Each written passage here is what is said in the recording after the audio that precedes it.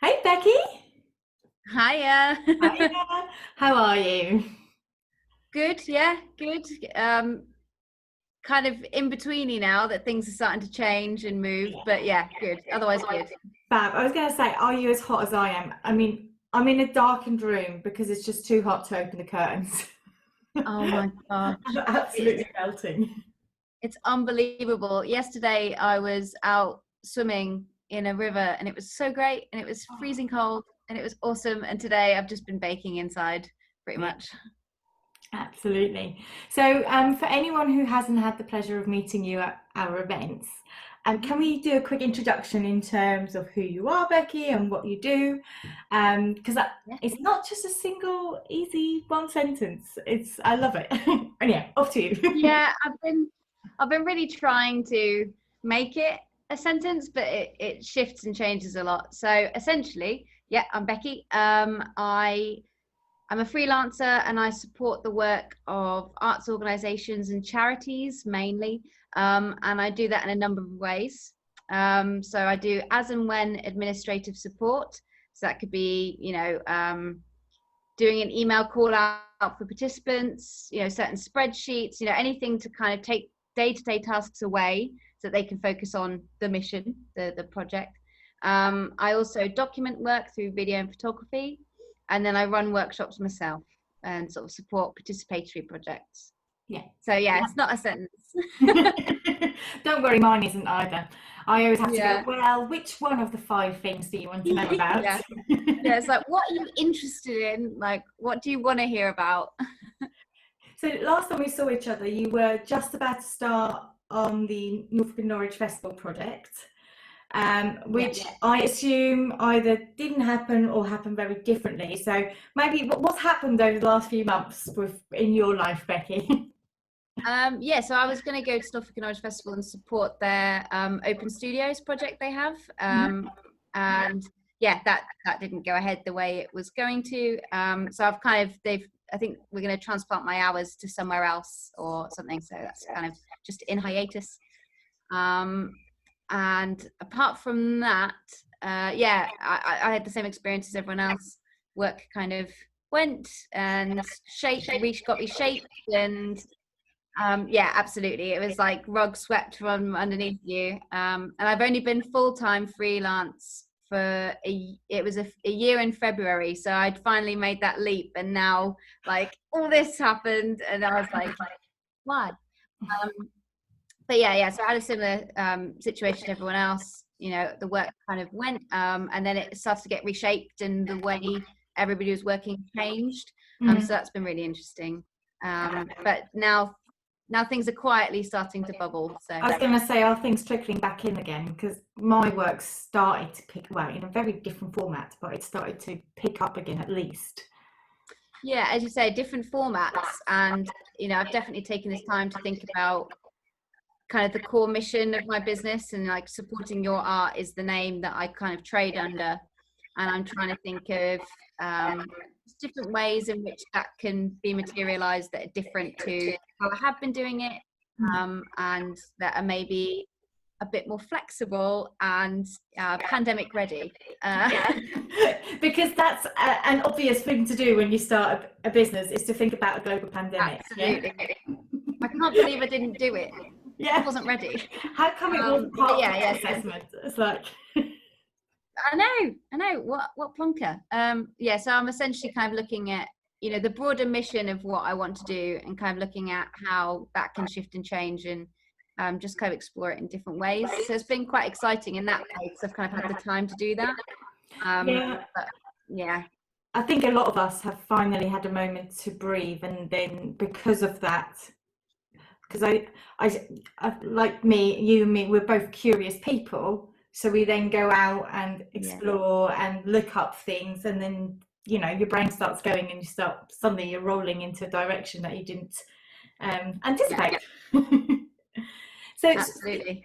speaking of being curious, I always love the question of asking, what have you been exploring? What have you been finding, either books wise, podcast wise? I don't know how you learn, or courses. Have you found some exciting stuff out there? Yeah. So there's a book I've never stopped thinking about since I finished it, and it's called I Know How She Does It. I'm gonna be really bad. I'm gonna have to look up how she does it. I can't remember the author's name. It's awful. By Laura Vanderkam. Okay, cool. Yeah. So it is essentially a breakdown of how successful women make the most of their time. And I mean, some of these things within the book aren't entirely relatable because it's women with quite high salaries. You know, there's like a minimum salary that they had to take part. So a little bit of it is a bit, you know, head in the cloudsy. But the one takeaway I've never stopped thinking about was to think about your week as hours, so not necessarily days. So you have a certain amount of hours of work you want to do, but you don't necessarily have to split them evenly. And because it suddenly just opened up a different way of thinking about the time I had. So that was very influential, especially when you're working from home and it's just you don't necessarily need to fit into anyone else's timetable. So yeah, highly recommend that one. In terms of podcasts, I listen to a lot of podcasts. I love Cortex by Relay FM. What's that? I've not heard of that. It's two guys, Myke Hurley and CGP Grey, who's a YouTuber. And they basically talk about how their businesses work, and they're creative businesses, and they're both sort of self-employed. So it's really applicable to me, and they talk about how they kind of structure their time, how they think about things, how they kind of how they like to communicate with people, and having like different channels for communication, just like the nitty gritty of their business they kind of just put out. And that's really good. And then just like personal life, I've been listening to iweigh with Jameela Jamil like constantly, and that's great. It's really, really good. Awesome. I saw a note just for mental health. Yeah. I saw Jameela Jamil mentioned on another podcast yesterday, and oh god, it's gonna now. Oh, where is it? I liked it. I haven't started listening to it. Thankfully, I've got my phone right in front of me. And you go to your libraries, and then you and then it should just come up, shouldn't it? Because it was also here. Ctrl Alt Delete. It is called. And yes, is that Emma Green something? Yeah. So the latest episode, which only just came out on Thursday, is with Jameela Jamil, and it's called Way and Cancel Culture. And I just thought it sounded really interesting. It's basically so it's not, according to this, it says it's not a traditional career podcast, but it sort of looks at how women interact with social media and the internet. Yeah. So, and I thought, that's interesting. So I've lined that up, ready. It's very good. I think the iweigh podcast kind of came at a perfect time for me, because I mean, the start of lockdown, I like everyone else, I was like, right, this is my time to develop, learn new skills, and I have been doing that, but only more recently, because for ages I just sort of took a bit of a plummet. I was just like upset just with everything going on, couldn't see your family, I just kind of took some time, because I was privileged enough to do so, to just be for a bit and just look after my mental health. And that's I've been following Jameela Jamil for a while, but that kind of, it's very honest, and it's it's like putting yourself and your mental health first and things like that. So kind of helped me to do that, even though as a business owner it always was a bit selfish to do it. But so I definitely took a lot of time at the start of lockdown to just kind of not push myself to do anything, so I was pushing too hard, I think. And I don't think it's anything to ever feel guilty about. I mean, I know that now. Yeah. Part of you knows that the whole time, but it's just like, but you could be doing this. Yeah. And I get that, and I constantly have to tell myself. And I think Hannah, good egg Hannah, said to me, like, we were having a chat, and I was all in my head. I was going, I should be doing all of this, and she's like, what would you tell your friends? Like, be kind to yourself. Like, stop freaking out. Like, if you need a moment, you need a moment, and that being it. But yeah, yeah, you'd never say it to a friend. The stuff that you think about yourself, you're like, I'd never say that to a friend. It's like, you are your friend. Think about it. absolutely. Yeah, no, I do hope that this pandemic has shone a light on mental health, and how in a bigger way, in terms that everyone's life was disrupted, and even people who never have had an interaction of what a poor mental health might look like, because of the extreme way what the environment has been like over the last few months. I hope it's sort of given them a bit of an insight of what it could be like if you don't look after and don't give yourself the time and the TLC required. Yeah, and I also think people just kind of, having to work from home, and kind of existing in this very small bubble is what it can feel like to be in your head 24/7 as well. And I think more people have experienced that, as you say. And I think I've heard people talking about mental health that I've never heard mention it before. Like, I talk at them about it a lot, but it's the first time, a lot of people are kind of engaging with me on that. Sometimes because I talk about my mental health all the time, and I'll just say something and people are like, oh, okay. Whereas now more people are engaging, and I really hope that continues. I think people are starting to see physical and mental health as the same, because we've all been locked down because of a physical health thing, but it's affecting mental health because of that. And now people are like, they're linked. And I'm like, finally. I really hope that continues. Yeah, this is a perfect segue, because my next question on my list was, because we're trying to look at a bit more into the future and less into the past of everything that's happened, is how has this world of change, and not just COVID, there's been a lot of other stuff going on. How do you see what change has happened, and actually which pieces of change do you think, I want this to stay? So we talked about the mental health aspect, and hopefully the increase of conversation about mental health. Is there other aspects of society? I think, as you say, like, it's been so much more than the pandemic, which, never thought I'd see a pandemic in my lifetime. Never thought I'd say, oh, there's been so much more than that. Like, that's not been the most important thing happening. I think people engaging in everything that's happening. I see people that before would have been like, keyboard activists, you're not really doing anything, whereas now they're like shouting loud and proud, no, I care about this issue, I'm going to talk about it. And just more people having conversations and challenging behaviors as well, like saying, actually, that's not okay, or you've misunderstood that, let's have a conversation. So I really hope that continues, and that more people continue having those conversations, because I feel like decisions always feel so far removed. No matter how active you become, any decisions that can change things always feel so separate. So I think just the conversations and the decisions need to continue to move closer and closer, in a way that I think they already are somewhat.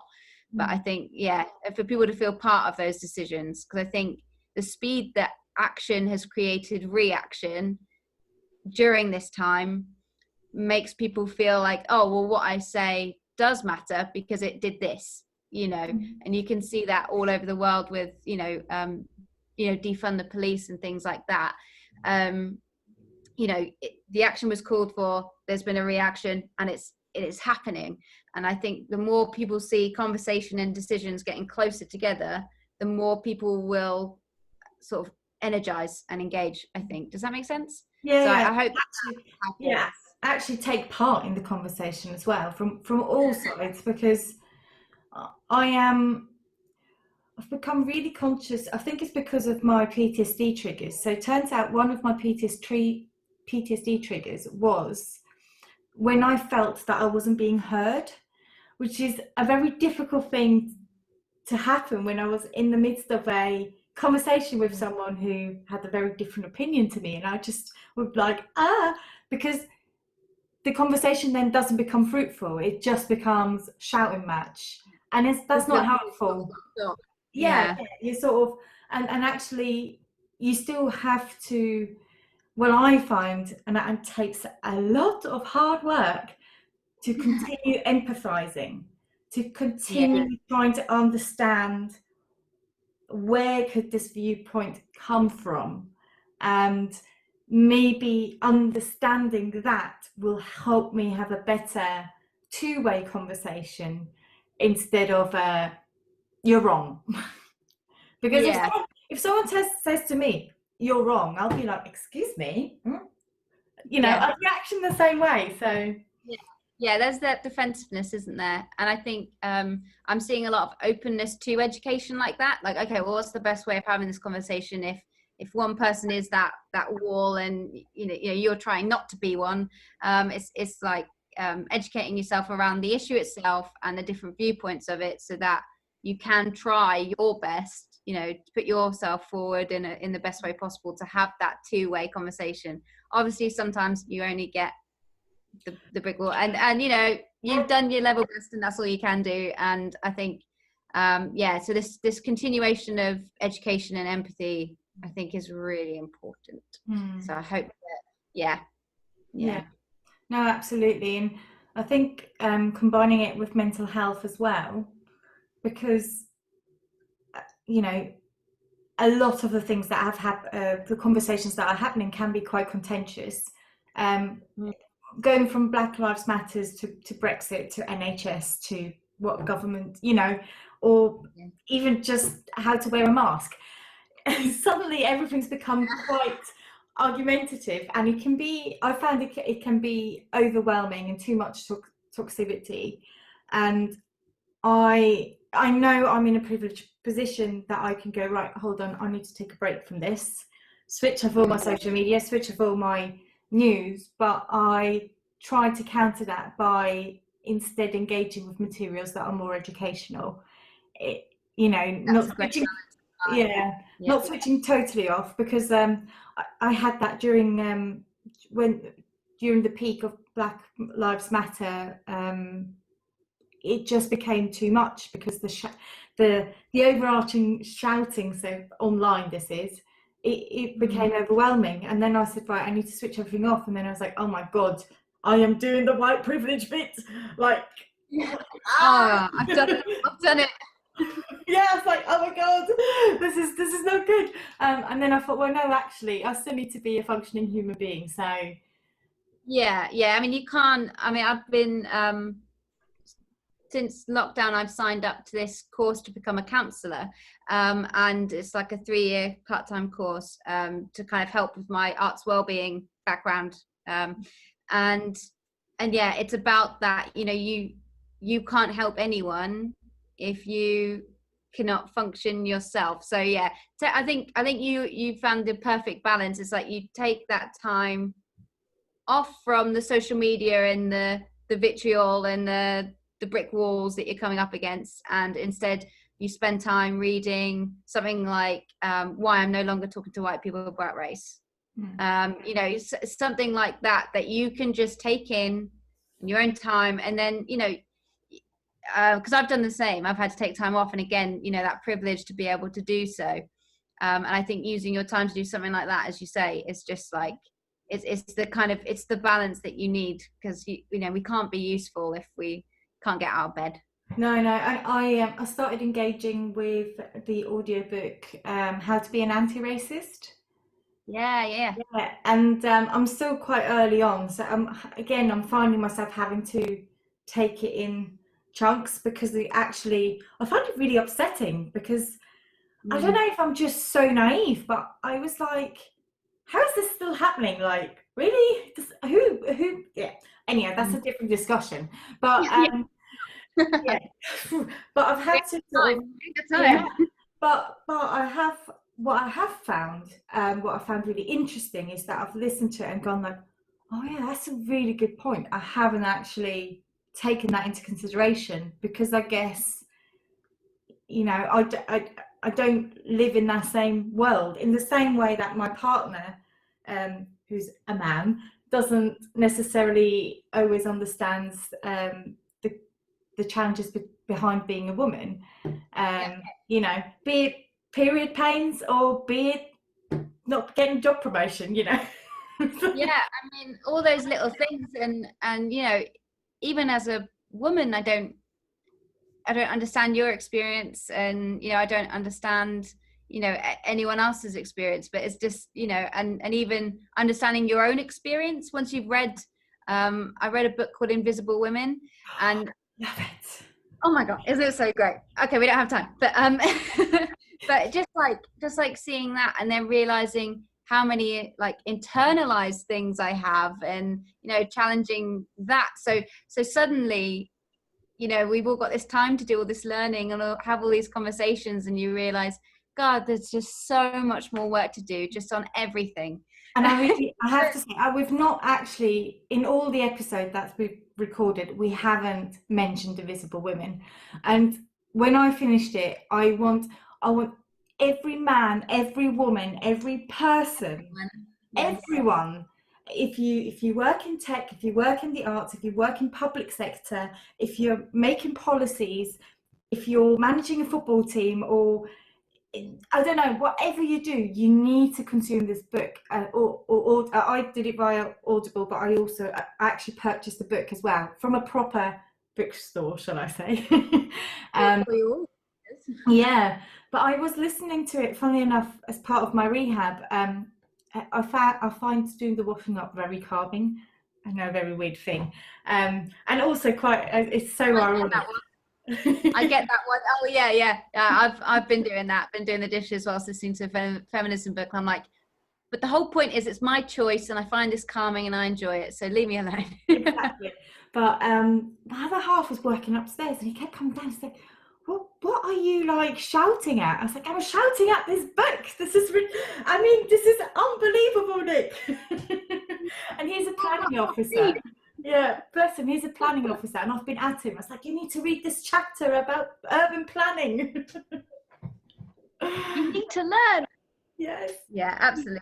And I think that's definitely something I want to carry on with me, was just the amount of like self-honesty I've gained over this time as well. Like, it's such, I mean, relatively speaking, lockdown is a short space of time, but I've had to really look at and engage with my own biases, you know, against myself, against other people, all sorts. And I mean, that's part of my counseling course too, is you have to like look at all of these things. So it's kind of come together at a perfect time, really, just these two things. And it's really hard, and I can see why people don't want to do it, but it is really key. And talking to other people about it is just such a like, just it's like a salve, or like it's just makes everything so much easier to be able to communicate with somebody about it all. Yeah, I found. Yeah, but I've also found, I mean, I've met up with a lot less people, obviously, during lockdown, and even virtually in that sense. But I have found that when I've met up with friends, the conversations have been a lot more honest, like you said. They're a lot more authentic and real. And if things are shit, I mean, and normally, like, I'm always been quite honest and overshare, but I'm surprised it's coming the other way now as well. Like, totally.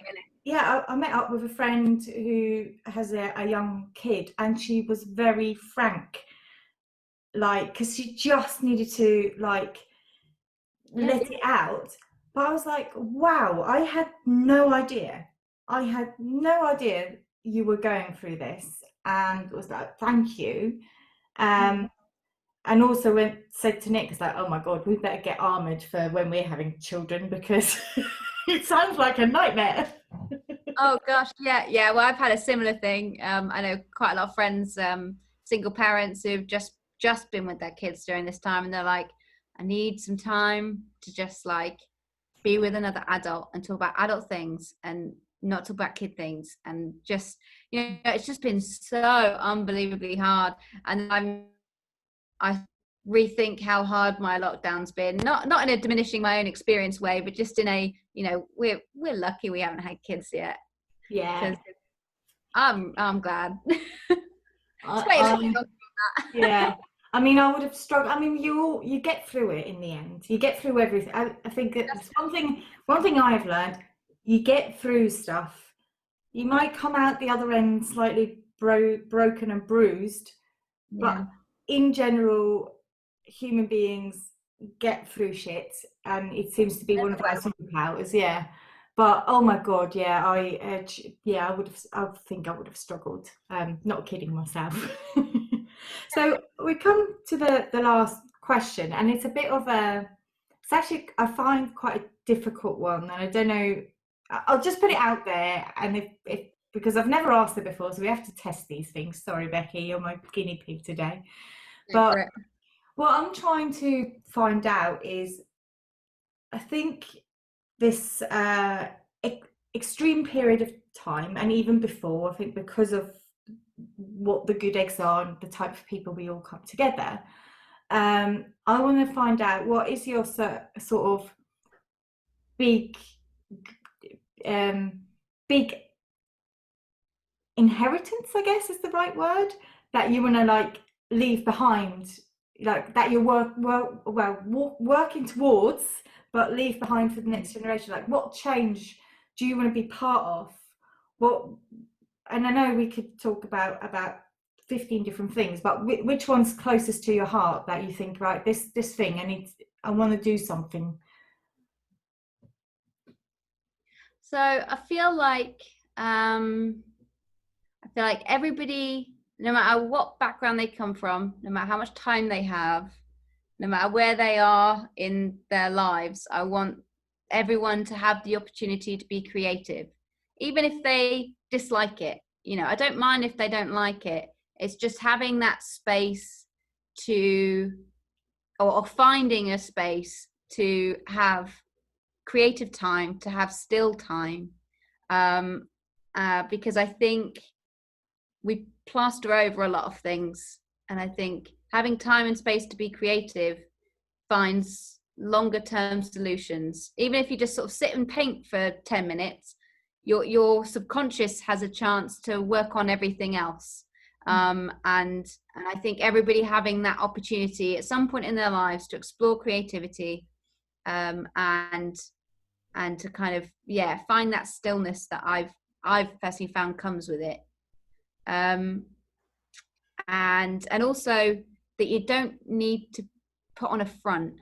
I know that when I started out in business, I kept on putting on this is my professional front, and this is how I am when I am a professional in a professional space.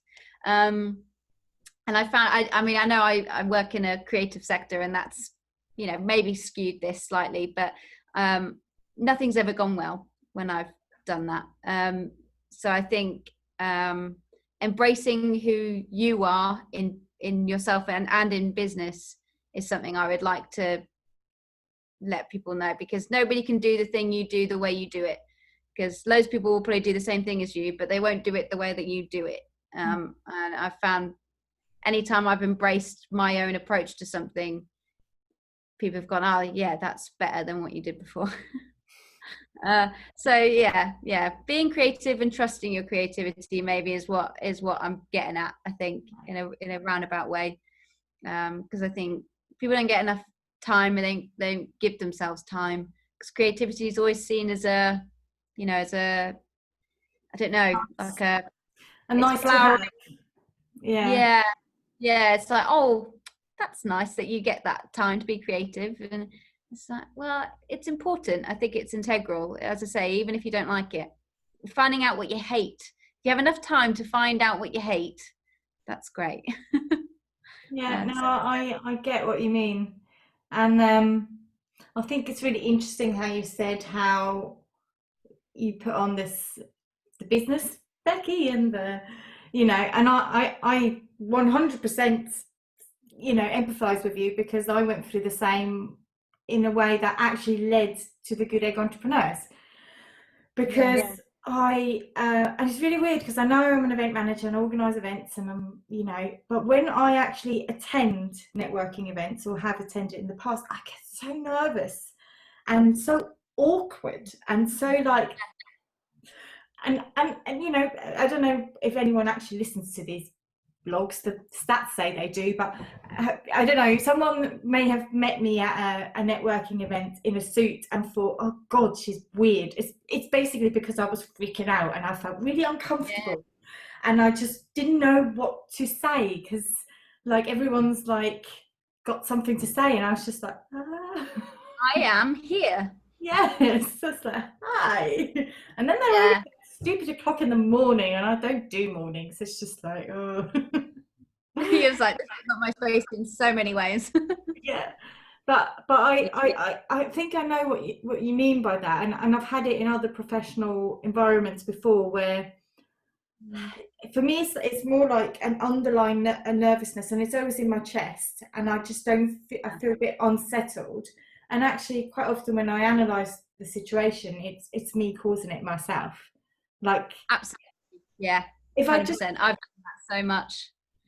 Yeah, if I just relax into who I am and accept the fact that I'm a bit odd, and that's the reason people mostly hire me because I know it. Yeah. People hire you. Yeah. I do things that lots of other people do. I do a combination of them that's quite rare, to find somebody does all three. But I mean, there's loads of people, particularly somewhere like Norwich, which is so creative and vibrant and wonderful. Loads of people do what I do. But if somebody comes to me, it's because they're looking for the thing that I do. So I take photographs for people who also get 5-6 other people to take their photographs.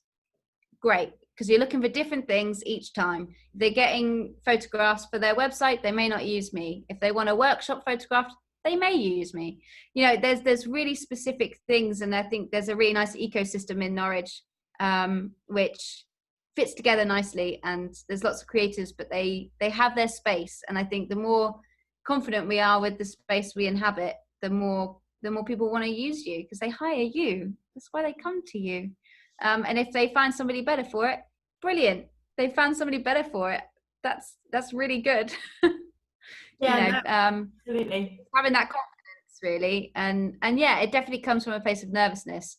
Because when I first, step into those spaces, I sort of did my first self-employed work right after I graduated from uni. So I was, quite a bit younger. I look very young as well. So yeah, people treat you differently, and I felt like I really had to project business. I don't know what I thought business was. But as soon as I get to know people, I can't do it anymore. It all drops and people are like, oh, wow, you're really, really casual. I'm like, yeah, I can't keep it up. Hi. And I've got more work since then because people can get a read when you're faking it, I think. Yeah, no, I agree. Because we do as well. I mean, I had someone tell me something and I thought, oh, he's smelling bullshit. A mile off, hun. No point. No point in trying to bullshit me. But yeah, it's really funny. About a month or so ago, I decided finally just to take my website down, the Breed Events one. And someone said, oh, why don't you just keep it up until you have time to do a new one? And I was like, because everything that's on there is fundamentally not true. That's why. You read it, you go on there. I don't do that. I never have. I wanted to, but I never actually ended up doing it. So I ended up just putting a plug in it. And when I have time, when I'm less busy working, I'll put something up that is probably way more simplified, but that doesn't use the word we do this. There's no we, it's just me, for goodness sake. Yeah, I used to do that. I used to use we all the time. And I'm like, because one, as a freelancer, it makes people think there are more people and therefore they can chuck more things at you that you do not have time for because you are one person. So it's a really like I understand why people think they should do it because I thought I should do it. But then I was like, God, they think there's a whole team here. Oh, yeah, it's because eluded that there was a whole team here. Oh yeah, that's a thing I did. Yeah, but also it's actually advice that, I mean, I know that I received that advice. Funnily enough, from a business advisor, which was publicly funded, which I later found out never has been in business. Whoa! Oh, yeah. Who said? Yeah, who said you should do your cash flow with spreadsheets? And I'm like, what century you're in? We've got zero for that now. No. absolutely. Yeah. Oh yeah, yeah. Advice is a minefield, because you don't know what's good. I've taken to asking people I know now, or professionals that I know, or professionals who know a person I know that I can ask who are actually doing it, or other freelancers or something, because they found a way that works for them, and you need to do that process and find what works for you too. So it's like, especially with things like your spreadsheets or whatever, like there's a way that works for you. You'll find it. Yeah, no, absolutely. And I think that's the point I was trying to make. It's like, like all of us, when we first start out, you muddle your way through it first, and then you figure it out, and then you look back and go, why did I ever do it that way? That's mental, like, and off you go. And I'm pretty sure in 2 or 3 years time I will look at this and go, oh my god, Barbara, do you ever shut up? Yeah, I was so wrong. Yeah, absolutely. But it's that muddling that now makes me feel confident as a freelancer, because I'm like, God, I've made all those mistakes. I'll probably make some more. It's fine. I'll embrace it and just go for it. I found like an old screenshot of an old website I had, and I was like, oh no, just I was like, get it off, go away. I'll just delete the screenshot. I was like, that's so far away from where I am now. But all those kind of incarnations of what I've done have sort of led to, I guess, where I am now. So yeah, it's just embarrassing. So I work for the same people I worked for then, and I'm like, God, I've changed, and they're like, yep. Yeah, it's called failing forwards, isn't it? It's like, oh yeah, mini failings, but you keep moving forwards with them. So yeah, definitely. But yeah. Right, I'm just keeping. We have run out of time, Becky. Yeah, I'm sure you did a little while now, actually. Yeah, that's all right. So, c'est la vie. That's how it happens. But it normally means that we've had a really good chat. So that's a good thing. It's been lovely to see you, and I do hope. I've just announced on Friday that there won't be any live events for the Good Eggs until next summer. Which seems an age away, but it will come round just like that. You know what? Time has been completely irrelevant recently, and people just are like when we were talking about setting this up, like 10th of August. It's August, so people say next summer, and I'm like, yeah, see you next week. Apparently, I don't know when that is. It's like, next summer, it's just going to come so quick because time has just zipped by. Yeah. So, and I'll just make sure that we have like triple the amount of cocktails available to make up for the year that we missed. And I hope we can catch up again like this again in the near future. And yeah, give us a shout if you need anything. Yeah, and if there's anything I can do to support the Good Eggs, then let me know. Oh, definitely. I've noted that.